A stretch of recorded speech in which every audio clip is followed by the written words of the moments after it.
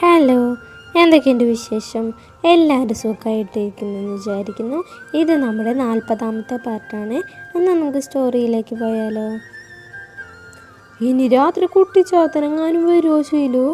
ഭദ്ര പേടിയോടെ ചോദിച്ചു. ഏയ് ഇല്ല, ഇതൊക്കെ അവളുടെ നമ്പറല്ലേ. ഇന്നത്തെ കാലത്തൊക്കെ കുട്ടിച്ചാത്തനുണ്ടോ? എനിക്കൊന്നും അറിയില്ല. ആകെയുള്ള മനസ്സമാധാനം കൂടെ പോയി. ഭദ്ര തലയ്ക്ക് കൈ കൊടുത്ത് സോഫയിലേക്ക് ഇരുന്നു. വർണ്ണം മൂളിപ്പാട്ടും പാടി റൂമിലേക്ക് കയറിയതും പെട്ടെന്ന് പിന്നിൽ നിന്ന് വാതിലടഞ്ഞു. തിരിഞ്ഞു നോക്കുന്നതിന് മുമ്പേ പിന്നിൽ നിന്നും ദത്തൻ്റെ ഇരു കൈകളും അവളുടെ അരയിലൂടെ ചുറ്റിപ്പിടിച്ചിരുന്നു. മനുഷ്യനെ പേടിപ്പിച്ചു കളഞ്ഞല്ലോ ദത്ത, അവൻ്റെ കയ്യിൽ നിന്നും കുതിരിക്കൊണ്ട് വർണ്ണ പറഞ്ഞു. എന്നാൽ ദത്തൻ ചിരിച്ചുകൊണ്ട് അവളെ ഇറുക്കെ കെട്ടിപ്പിടിച്ചുകൊണ്ട് പിൻകഴുത്തിൽ ഇക്കിളിയാക്കി. എന്നെ ഇറുക്കി കൊല്ലോ ദത്ത നീ, അവൾ അവൻ്റെ പിടിപിടിക്കാൻ ശ്രമിച്ചുകൊണ്ട് പറഞ്ഞു. കൊല്ലും, പക്ഷേ ഇറുക്കി കൊല്ലില്ല, സ്നേഹിച്ചു കൊല്ലും. അവളെ തനിക്ക് നേരെ തിരിച്ചു നിർത്തി മൂക്കി പിടിച്ച് വലിച്ചുകൊണ്ട് ദത്തൻ പറഞ്ഞു. എവിടെയായിരുന്നു ഇത്ര നേരം? ദത്തൻ അവളുടെ തോളിലൂടെ കൈയിട്ട് ബെഡിൽ വന്നിരുന്നു. ഞാൻ താഴെ ചെറിയമ്മയെ സഹായിക്കായിരുന്നു. ദത്തൻ ഒന്ന് മൂളി. വർണ്ണ അവൻ്റെ തോളിൽ തലവെച്ച് കിടന്നു. കുറച്ചു നേരം അവർക്കിടയിൽ ഒരു മൗനം നിലനിന്നു. ഞാനൊരു ഉമ്മ തരട്ടെ കുട്ടിയെ? ദത്തൻ ചോദിച്ചു കേട്ട് വർണ്ണ അവനെ തന്നെ നോക്കി തലയാട്ടി. ദത്തൻ ഒരു പുഞ്ചിരിയോടെ അവളുടെ നെറുകയിലൊന്ന് ഉമ്മ വെച്ചു. ഈ ഉമ്മയല്ല ഞാൻ ഉദ്ദേശിച്ചിട്ട, ശരിക്കും ഉള്ള ഉമ്മ തരാൻ പോകുന്നേ ഉള്ളൂ. അത് പറഞ്ഞ ദത്തൻ അവളെ തൻ്റെ മടിയിലേക്ക് കയറ്റിയിരുത്തി. ദത്ത ഞാൻ വർണ്ണ എന്തെങ്കിലും പറയുന്നതിന് മുമ്പേ ദത്തൻ അവളുടെ ആദരങ്ങളെ സ്വന്തമാക്കിയിരുന്നു. വർണ്ണ കുതിറി മാറാൻ ശ്രമിച്ചുവെങ്കിലും ദത്തൻ അവളുടെ പിൻകഴുത്തിൽ വലത് കൈവച്ച് ലോക്ക് ചെയ്തിരുന്നു. അതോടെ വർണ്ണയും പതിയെ അവന് എതിർക്കാതെയായി. നാവുകൾ തമ്മിൽ കെട്ടുപിണഞ്ഞതും വർണ്ണയുടെ നഖങ്ങൾ ദത്തൻ്റെ പുറത്താഴ്ന്നിറങ്ങി. ശ്വാസം കിട്ടാതെയായതും ദത്തൻ അവളെ സ്വതന്ത്രയാക്കി. നിനക്ക് നല്ല അടിയുടെ കുറവുണ്ട് കേട്ടോ ദത്ത. ഇപ്പോൾ കുറച്ച് ദിവസമായി നീ എന്നെ വെറുതെ ഉമ്മ വയ്ക്കുന്നുണ്ട്, വർണ്ണ ചുണ്ട് കുറിപ്പിച്ചുകൊണ്ട് പറഞ്ഞു. അയ്യോടാ, എൻ്റെ കുഞ്ഞാവയ്ക്ക് ദേഷ്യം വന്നോ? സ്നേഹം കൊണ്ടല്ലേ, സോറി. ദത്തൻ അവൻ്റെ വലത് കൈ കൊണ്ട് അവളുടെ ചുണ്ടും മുഖമെല്ലാം തുടച്ചു കൊടുത്തു. എൻ്റെ കുട്ടി കിടന്നോട്ടോ, എനിക്കൊന്ന് പുറത്തു പോകണം. ദത്തൻ അവളെ മടിയിൽ നിന്നും ഇറക്കി ബെഡിൽ ഇരുത്തി. ഈ രാത്രിയിൽ നീ എങ്ങോട്ടാ? കുറച്ച് കാര്യങ്ങളുണ്ടടാ, പിന്നെ 1-2 ഫ്രണ്ട്സിനെ കാണണം. നീ കിടന്നോ? ഈ രാത്രിയിൽ തന്നെ പോകണോ? എപ്പോഴാ വരിക? അത്യാവശ്യമായ കാര്യമാണ്, നീ കിടന്നോ. ബുള്ളറ്റിൻ്റെ കീ കയ്യിൽ കറക്കിക്കൊണ്ട് ദത്തൻ പുറത്തേക്ക് പോകുന്നു നോക്കി വർണ്ണയിരുന്നു. ഡോറിനരികിലെത്തിയതും ദത്തൻ തിരികെ വന്ന് വർണ്ണയെ ഒന്ന് ഹഗ് ചെയ്തു. ശേഷം പുറത്തേക്ക് തന്നെ പോയി. വർണ്ണ കുറച്ചു നേരം അങ്ങനെ തന്നെ നിന്നു. മുറ്റത്തു നിന്നും ദത്തൻ്റെ ബുള്ളറ്റ് ഗേറ്റ് കടന്ന് പോകുന്ന ശബ്ദം കേട്ടതും വർണ്ണ ലൈറ്റ് ഓഫ് ചെയ്ത് കിടന്നു. കുറേ നേരം തിരിഞ്ഞും മറിഞ്ഞും കിടന്നിട്ടും വർണ്ണയ്ക്ക് ഉറക്കം വരുന്നുണ്ടായില്ല. അവൾ ഡോറ് തുറന്ന് പുറത്തേക്ക് ഇറങ്ങിയതും പാർവതി താഴെ നിന്നും മുകളിലേക്ക് കയറുമെന്ന് ഒരുമിച്ചായിരുന്നു. വർണ്ണയെ കണ്ടതും പാർവതി ഒന്ന് പുഞ്ചിരിച്ചു. വർണ്ണ തിരിച്ചും. ഈ രാത്രിയിൽ ദേവ് എണ്ണ പിടിക്കാൻ പോയേ? പാർവതി ചോദിച്ചും വർണ്ണയ്ക്ക് ദേഷ്യം വന്നിരുന്നു. പക്ഷെ അവൾ അത് മറുത്ത് കാണിച്ചില്ല. ഏതോ ഫ്രണ്ടിനെ കാണണമെന്ന് ദത്തൻ പറഞ്ഞേ. ഈ രാത്രിയിലോ? പാർവതി മറു ചോദ്യം ചോദിച്ചു. ഇവളെന്തിനാ ഇതൊക്കെ അന്വേഷിക്കാൻ പറഞ്ഞേ? സ്വന്തം കാര്യം നോക്കിയാൽ പോരെ?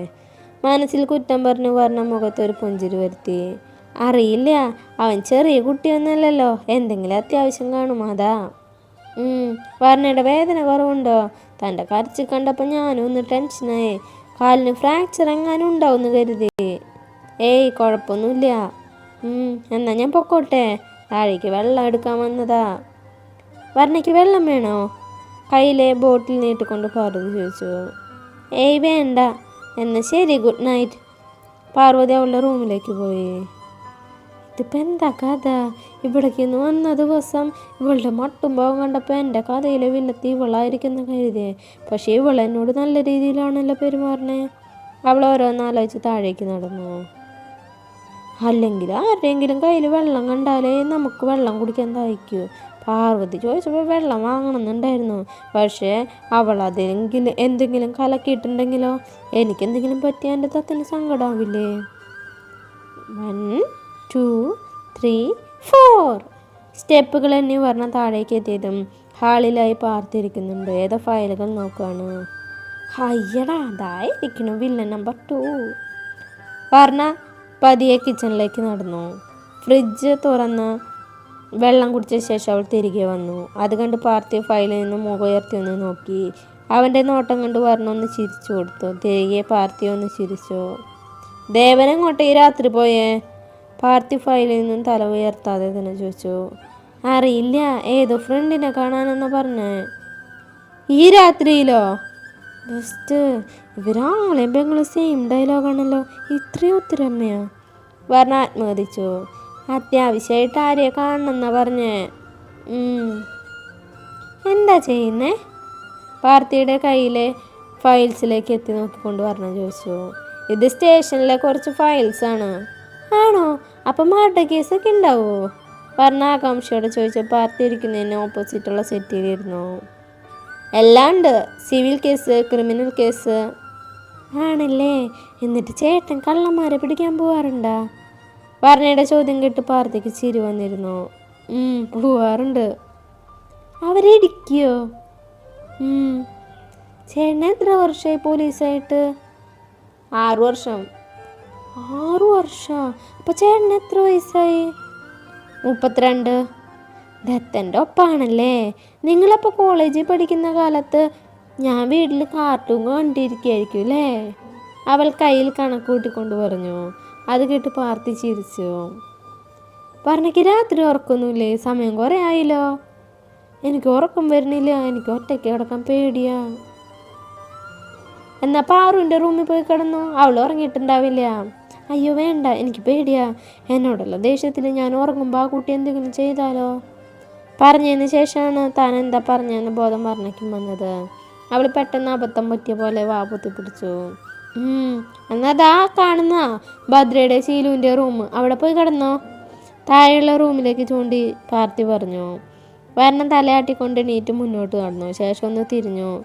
ചേട്ടാ, സോറി, ഞാനങ്ങനെ പറയാൻ പാടില്ലായിരുന്നു. It's okay. അത് പറഞ്ഞ് പാർത്ഥി വീണ്ടും ഫയൽ നോക്കാൻ തുടങ്ങി. വർണ്ണം നേരെ ഭദ്രയുടെയും ശീലുവിൻ്റെ റൂമിനരികിലേക്ക് നടന്നു.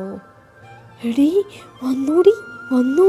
ഞാൻ അപ്പോഴേ പറഞ്ഞ ആ വർണ്ണയോട് വെറുതെ മെക്കെട്ട് കയറാൻ നിൽക്കണ്ടെന്ന്. എൻ്റെ പൊന്നു കുട്ടിച്ചാത്ത, ഞങ്ങളൊന്നും ചെയ്യല്ലേ. ഞങ്ങൾ നാളെ രാവിലെ തന്നെ വർണ്ണയോട് സോറി പറഞ്ഞോളാം.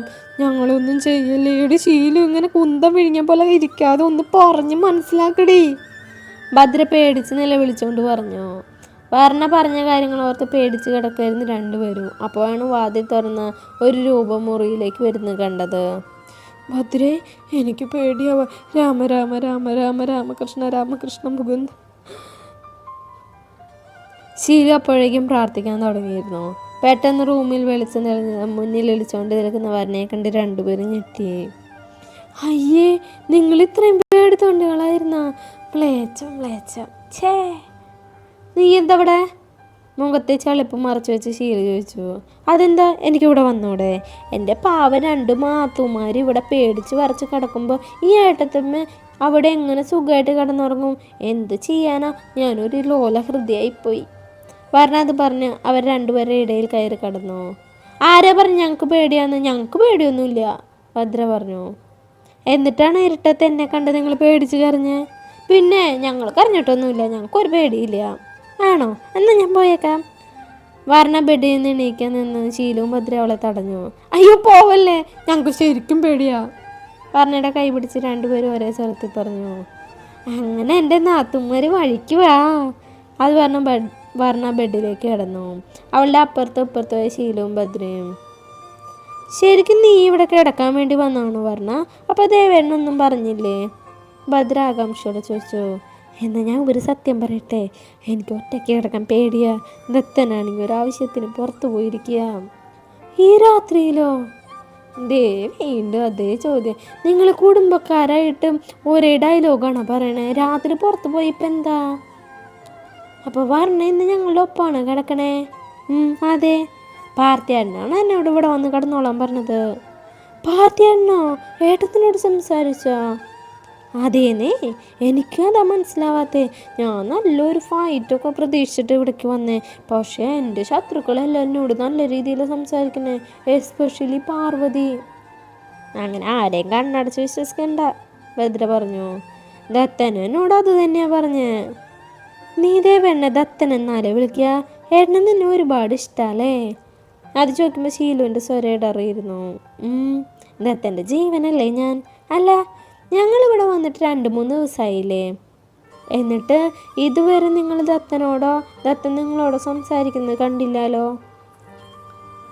ഏട്ടൻ ഇതുവരെ ഞങ്ങളുടെ മുഖത്തൊന്നും നോക്കിയിട്ട് പോലും ഇല്ല. ഞങ്ങളോട് ചെന്ന് സംസാരിക്കാൻ ഞങ്ങൾക്ക് പേടിയാ. അതെന്തിനാ നിങ്ങൾ പേടിക്കണം? നിങ്ങളുടെ ഏട്ടനല്ലേ അവൻ. അതെ, പക്ഷേ ഏട്ടന് ഞങ്ങളോട് ദേഷ്യമാണെങ്കിലോ? ഏട്ടൻ എല്ലാവരോടും എപ്പോഴും ദേഷ്യത്തിൽ സംസാരിക്കുള്ളൂ. ഏട്ടൻ നിന്നോട് മാത്രം സ്നേഹത്തിൽ സംസാരിക്കുള്ളൂ. ഏയ്, അതൊക്കെ നിങ്ങളുടെ തോന്നലാ. വേണിയും അനുവിനും ദത്തനും നല്ല ഇഷ്ടമാണ്. അവരെ കാണുമ്പോൾ നിങ്ങൾ ഓർമ്മ വരാറുണ്ട് ദത്തൻ പറയാറുണ്ടല്ലോ. വേണി അനു ആരാ? എൻ്റെ ഫ്രണ്ട്സാ, നാട്ടിലെ എൻ്റെ കോളേജിലെ. നീ എത്രയല്ല പഠിക്കണേ?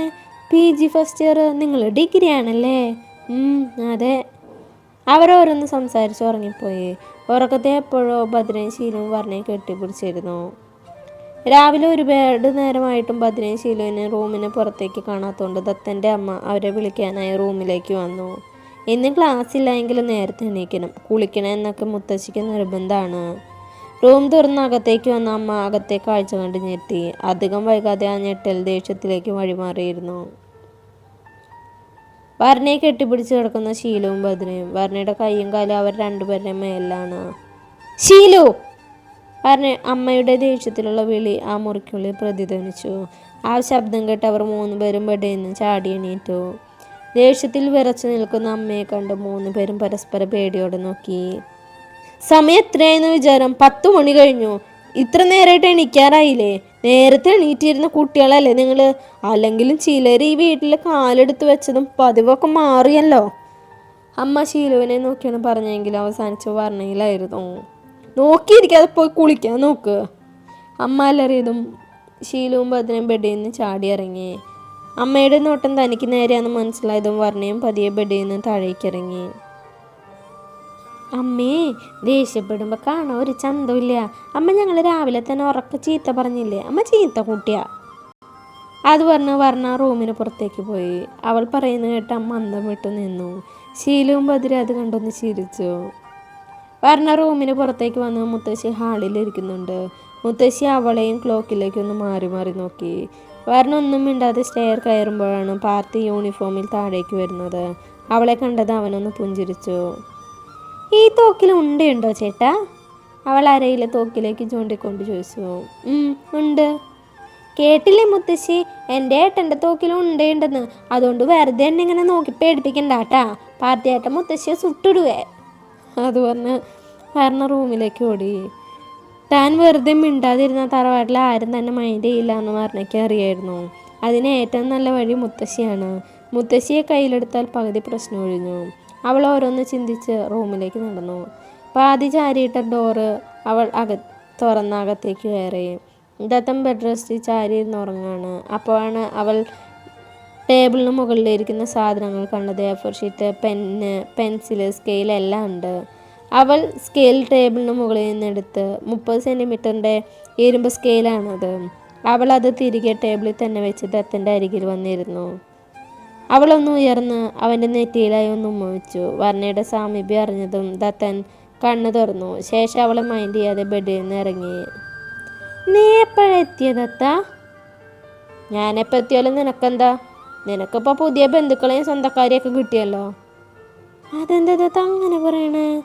പിന്നെ എങ്ങനെ പറയണം? നീ ഇന്നലെ എവിടെയായിരുന്നു? ഞാൻ നിന്നോട് ഇവിടെ കിടക്കാനല്ലോ പറഞ്ഞിട്ട് പോയേ.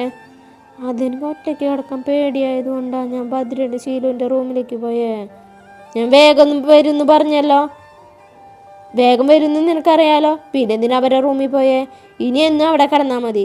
ഇറങ്ങിപ്പോയ എൻ്റെ റൂമിൽ നിന്ന്. ദത്തൻ മുഖത്ത് നിറഞ്ഞ ചിരി മറച്ചു വെച്ചുകൊണ്ട് പറഞ്ഞു. വർണ്ണയാണെങ്കിൽ ഇപ്പം കരയുന്ന രീതിയിലാണ് നിൽപ്പ്. നീ ഇത്ര നേരമായിട്ടും പോയില്ലേ? ഇറങ്ങിപ്പോടേ. ദത്തൻ്റെ ശബ്ദം ഉയർന്നതും അവൾ തല കുനിച്ച് റൂമിന് പുറത്തേക്ക് നടന്നു. ഡോറിനരികിലെത്തുന്നതിന് മുമ്പേ ദത്തൻ അവളെ പിന്നെയും ഇറക്കി പുണർന്നിരുന്നു. സോറിടാ, ഞാൻ വെറുതെ പറഞ്ഞതാ, എൻ്റെ കുട്ടിക്ക് സങ്കടമായ. ദത്തൻ അവളുടെ കാതിൽ ആർദ്രമായി പറഞ്ഞതും വർണ്ണ തിരിഞ്ഞവനെ കെട്ടിപ്പിടിച്ചു. ഷർട്ടിൽ നിന്ന് അനുഭവപ്പെട്ടപ്പോഴാണ് അവൾ കരയുകയാണെന്ന് ദത്തന് മനസ്സിലായത്. അയ്യേ, എൻ്റെ കുട്ടി കരയാണോ? ഞാൻ വെറുതെ പറഞ്ഞല്ലേ. ഇന്നലെ നിന്നെ കെട്ടിപ്പിടിച്ച് കിടന്ന് ഉറങ്ങാൻ വേണ്ടി ഞാൻ ഓടി വന്നതായിരുന്നു. അപ്പം നീ ഇവിടെ ഇല്ല. നിനക്കറിയില്ലേ കുഞ്ഞാ, നീ കൂടെ ഇല്ലാതെ എനിക്ക് ഉറങ്ങാൻ പറ്റത്തില്ല എന്ന്. നിന്നെ കാണാതായപ്പോൾ എനിക്ക് ആകെ സങ്കടവും ദേഷ്യം വന്നു. ഷീലുവിൻ്റെ റൂമിൽ വന്ന് നോക്കിയപ്പോൾ അവരെ കെട്ടിപ്പിടിച്ച് നീ നല്ല ഉറക്കം. നീ ഇല്ലാതെ എങ്ങനെയാണ് നേരം വിളിപ്പിച്ചതെന്ന് എനിക്ക് മാത്രമേ അറിയുള്ളൂ കുഞ്ഞാ. ആ ദേഷ്യത്തിൽ അറിയാതെ പറഞ്ഞതാ, നീ ക്ഷമിക്ക്. ദത്തൻ അവളെ തന്നെ നടത്തി മാറ്റി. ശേഷം അവളുടെ മുഖം കയ്യിലെടുത്ത് അവളുടെ നെറുകയിലായി ഉമ്മ വച്ചു.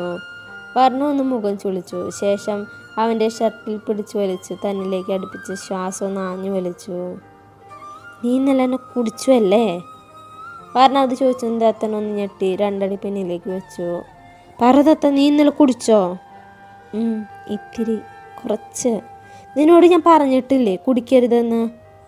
അത് പറഞ്ഞ ടേബിളിന് മുകളിലുള്ള ഇരുമ്പ് സ്കെയിലെടുത്ത് അവൻ്റെ കയ്യിലേക്ക് ഒരടി വെച്ച് കൊടുത്തു.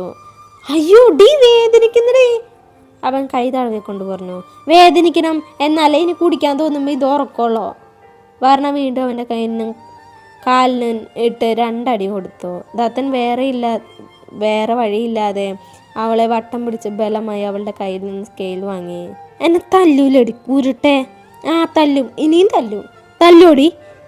അവളുടെ മേലിലെ പിടി മുറുക്കിക്കൊണ്ട് ദത്തൻ ചോദിച്ചു. വർണ്ണ അവൻ്റെ കയ്യിൽ നിന്ന് കുതറി. അവൻ്റെ പിടി അഴിയുന്നില്ല എന്ന് മനസ്സിലായതും വർണ്ണ അവൻ്റെ വലത് കയ്യിൽ അമർത്തി കടിച്ചു. വേദനയിൽ പെട്ടെന്ന് ദത്തൻ അവളുടെ മേലുള്ള പിടി വിട്ടു. എന്നോട് കളിച്ചാൽ ഇങ്ങനെ ഇരിക്കും. വർണ്ണ എന്നാ സുമ്മാവാ. അവൾ ചിരിച്ചുകൊണ്ട് പുറത്തേക്ക് ഓടി. നിക്കടി അവിടെ. മുണ്ട് മടക്കി കുത്തി അവൾക്ക് പിന്നാലെ ദത്തനും. വർണ്ണ വേഗത്തിൽ സ്റ്റെയർ ഓടി ഇറങ്ങി ഹാളിലെത്തി. അപ്പോഴേക്കും ദത്തൻ പിന്നാലെ ഓടി വന്ന് അവളെ വട്ടം പിടിച്ചു. എങ്ങോട്ടടി കൂരിട്ടെ ഓടണേ? അവളെ പിന്നിൽ നിന്നും ചുറ്റിപ്പിടിച്ച് ഒന്ന് ഉയർത്തി വട്ടം കറക്കിക്കൊണ്ട് ദത്തൻ ചോദിച്ചു. വിട് ദത്ത പ്ലീസ്. കിട്ടിയതെല്ലാം തിരിച്ചു കൊടുത്ത് ഈ ദേവദത്തിന് ശീലമുള്ളോ? അത് പറഞ്ഞ ദത്തൻ അവളുടെ കാതിലായി കടിച്ചു. അവൻ്റെ താടി കഴുത്തിൽ ഇക്കിളിപ്പെടുത്തിയതും വർണ്ണ പെട്ടെന്ന് പൊട്ടിച്ചിരിച്ചു. ഒപ്പം ദത്തനും. കുറച്ച് നിമിഷങ്ങൾ കഴിഞ്ഞാണ് ദത്തന് സ്ഥലകാലബോധം വന്നത്. പാർവതിയും പാർത്തിയും ഒഴിച്ച് ആ വീട്ടിലെ എല്ലാവരും അവരുടെ ശബ്ദം കേട്ട് ഹാളിലേക്ക് വന്നിരുന്നു. എല്ലാവരും ഒരുമിച്ച് കണ്ടതും ദത്തൻ പതിയെ പറഞ്ഞ് താഴെ ഇറക്കി നിർത്തി. അപ്പോൾ നമ്മുടെ ഇന്നത്തെ പാർട്ടി കഴിഞ്ഞു. നല്ലൊരു പാർട്ടിയായിട്ട് നാളെ കാണാം കേട്ടോ. സപ്പോർട്ട് ചെയ്യുന്ന എല്ലാവർക്കും ഒരുപാട് താങ്ക് യു. ബൈ.